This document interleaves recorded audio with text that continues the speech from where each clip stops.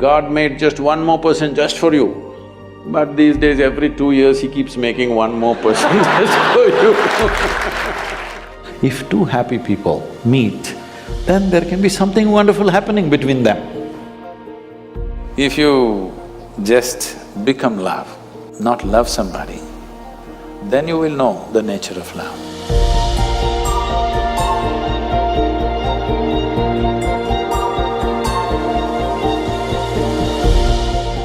How do you know that the person you are with is the right person for you? Oh, popular, huh? It once happened. Shankaran Pillai was at the family dinner, and when everybody settled down for dinner, he stood up at the table and announced, "I am going to marry Lucy, who's just across the street." I hope that's not the name. No, it is. Then the father said, "What? You going to marry Lucy? She has nothing, she's like a tramp. You're going to marry that Lucy?" Mother said, "What? You're going to marry that Lucy?" The uncles always pitch in these kind of matters, you know. Uncle said, "What? You're going to marry that Lucy? Have you seen her hair? It looks fake."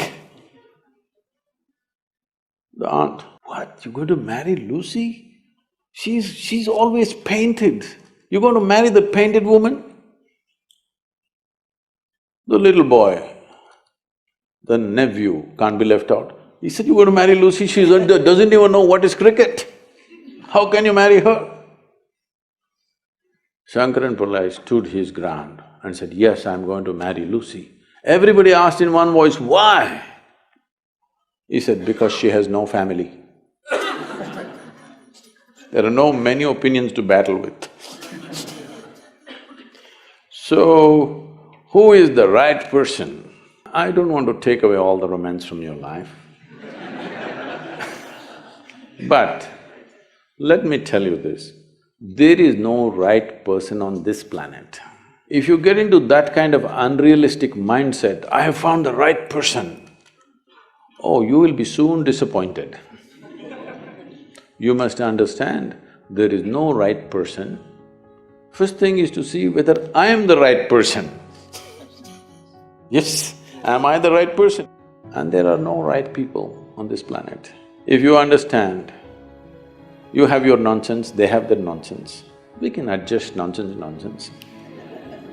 Go on. First and foremost thing is, you bring yourself to your place where your experience of life is just pleasant by yourself. You're wonderful. Now, let us see what gets drawn to this one. If you're really wonderful, things will happen in every way, I'm saying. And this whole thing is an American thing, that there is a soulmate somewhere. God made just one more person just for you, but these days every 2 years he keeps making one more person just for you. Obviously, God is making too many mistakes with you. See, body needs a mate, understandable. Maybe psychologically also you need a mate, understandable. Emotionally you need a mate. A soul cannot need a mate. So soul doesn't need a mate, nor was some person made perfectly for you, okay? If you invest a deep sense of involvement, something wonderful may happen. It's because of your involvement, not because the other person is fantastic. No. Even if you choose a fool, actually it's easy that way. If they're not stupid, why would they come to you first of all? No, I'm just being nasty. So, even if you choose a fool, it doesn't matter. If you involve yourself, it can turn out very beautiful.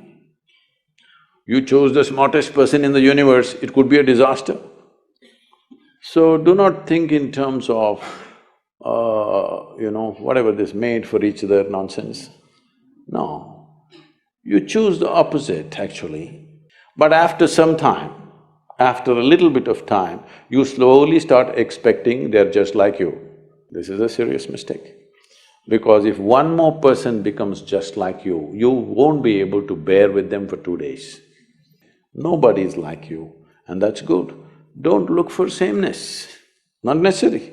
Because of the difference you tango, not otherwise.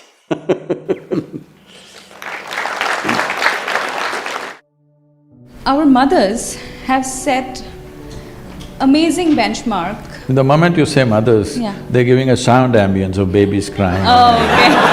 Perfect. That's the halo effect, I think. Yeah. So they've set quite a big benchmark of being an ideal wife. However, I, or girls of my generation, feel that we cannot be as good as wife our mothers have been.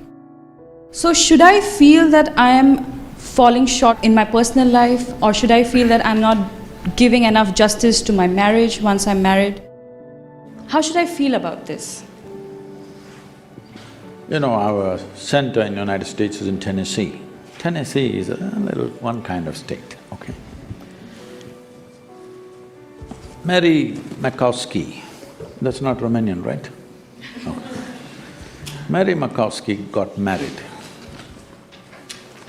And after their honeymoon, they came home and she threatened him that she's going to make a dinner all by herself. I'm sorry, she said she'll make dinner for the new husband.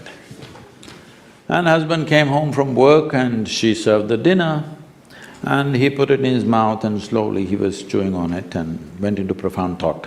Then she was very excited about this dinner and she said, there are only two things my mother taught me how to cook, the meatloaf and the apple pie.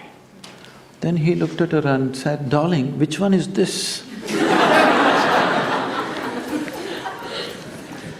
So, your mother, your grandmother, how they made good wives? Largely it was believed the way to a man's heart is through his stomach. Now today your husband will call Uber Eats and whatever, Quick Picks and this and that and Swiggies and whatever, all right? So, you can't make a good wife based on how your grandmother became a good wife. You can't become a good wife based on how your mother became a good wife. Situations have changed, expectations have changed. It's not in the stomach anymore. For some, it's gone up into the head, for some, it's gone further south. Yes? So, you don't do that. Essentially, what a husband and wife means is, because you're not geared, most people are not geared. Very few people in this world are geared to make this journey of life all by themselves. They're organized enough within themselves totally. They never feel anything missing in their life because they've made themselves like that.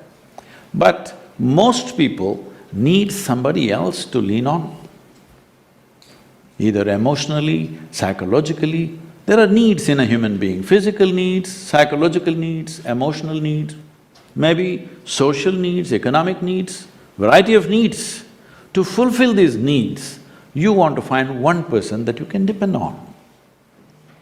Because it's very difficult even to find one person with whom you can share everything that you have, your body, mind, emotion and works. So this is the idea. Formalizing it is so that every time you get some little friction, you don't fall apart, so little tying up so that things don't fall apart very easily, all right? Nothing else. The biggest mistake humanity made was, they started saying marriages are made in heaven, that's why it's such a mess. What's done here? If you see, marriages are made between us and we took responsibility for who we are, we could have made it work, but the damn thing is made in heaven. Not suitable here, it's because it's alien stuff. Everything is a mess because you think it's made elsewhere by somebody else. If you understand it's made by you for your well-being, to fulfill your needs and your purposes so that you can go through this journey of life with least amount of trouble and friction, then you would handle it more responsibly, isn't it? and according to contemporary needs, not how your grandmother did her marriage. You can't do it that way because expectations and situations have completely altered themselves. So, if you hold somebody who is your friend and who is your need, you must understand. You are in this relationship because you need. Maybe the other person also needs, but that's from their side. As far as you are concerned, you made this relationship because you need it badly, isn't it? If you understand and you're always grateful for this, that somebody is fulfilling all your need, you would handle it well. You wouldn't make a misery out of it. But now you think somebody else needs you, then you'll make a mess out of it. You understand you need it, well, the other person also needs to understand he needs it. Now there is a cohesion. If you think, oh, you need me, so I'm going to exploit you, no. This is not about you squeezing happiness out of somebody or they squeezing happiness out of you. If two happy people meet, then there can be something wonderful happening between them. But you are a misery and you think somebody else should be the source of your happiness, well, it'll multiply. In this materialistic age, the real feeling of love is disappearing from our life. Most of the love we receive from others and express to others is superficial. How can we reinforce the real feeling of love in our own life and in others? Forget about others. If you learn to be loving by your own nature, not because of somebody else or something else. I know the question is coming from Facebook, there's an enormous possibility. You can even love those people who don't even exist. So I'm saying it's a tremendous possibility.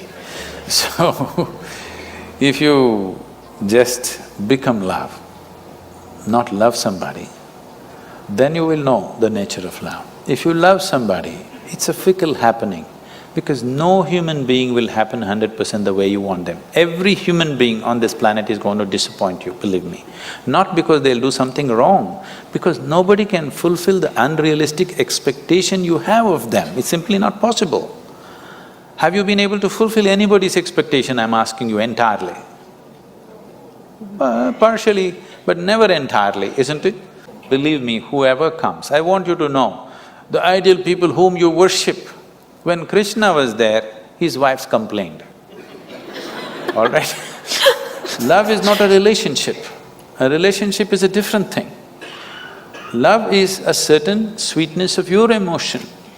Whether you look at a tree, or a dog, or a man, or a woman, or a child, or just at the sky, why can't you look at it lovingly? Because it's not about loving the sky, it's about the sweetness of your emotion. If your emotions are sweet, whatever you look at it in a certain way.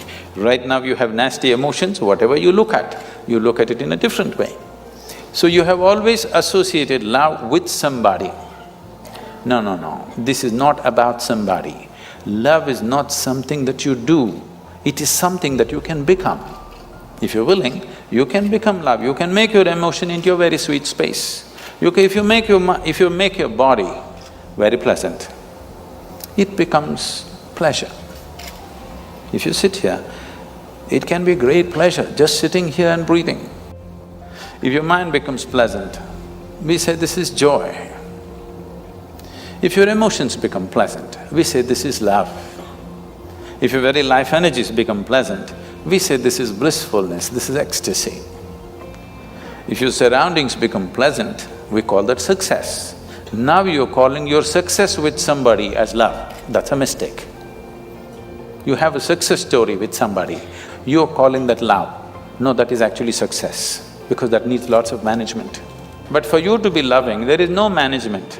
If you just make your emotions sweet, your emotions are sweet and it's beautiful, be like this. It's not about anybody. If somebody comes, we can share it.